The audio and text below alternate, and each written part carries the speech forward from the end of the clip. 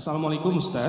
Ana mau bertanya terkait surat Al-Kahfi ayat ke-17 yang artinya barang siapa yang diberi petunjuk oleh Allah maka dialah yang mendapatkan petunjuk, dan barang siapa yang disesatkan maka tidak ada seorang pun yang dapat menolongnya.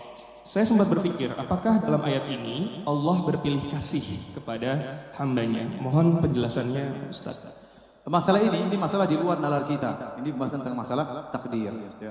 Kita tidak tahu kenapa Allah memilih ini. Karena memang Allah memilih. Contoh kenapa Allah memilih Muhammad sebagai seorang Rasul.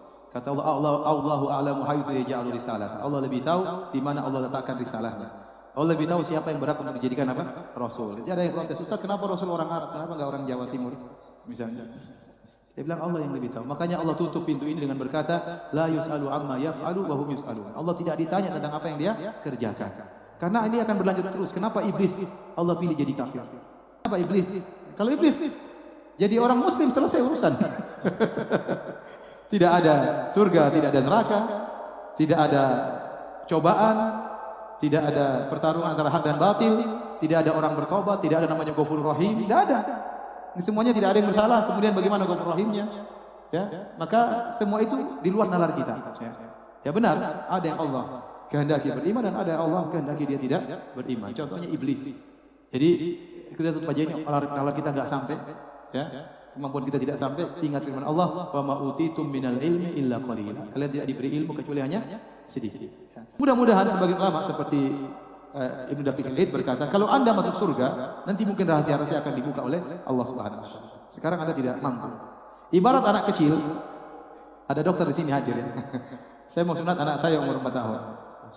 Kata dokter, coba kalau bisa dijelaskan bahwasanya kepada anak saya yang masih kecil itu sunat itu sunnah Nabi. Gimana itu mau jelaskan sama anak 4 tahun?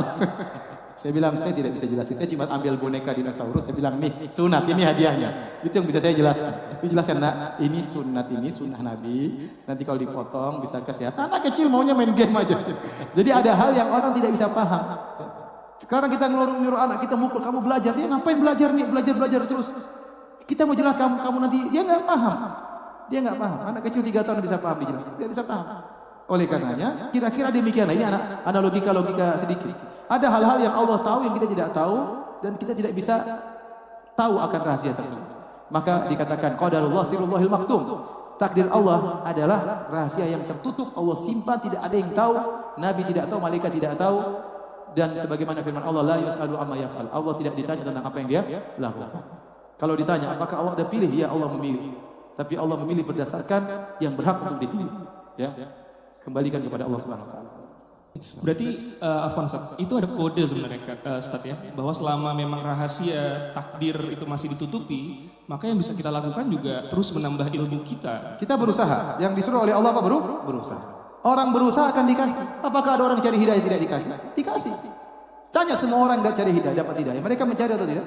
Mereka mencari. Yang tidak mencari kadang dikasih, apalagi yang mencari. Berarti Allah nilai dengan usaha.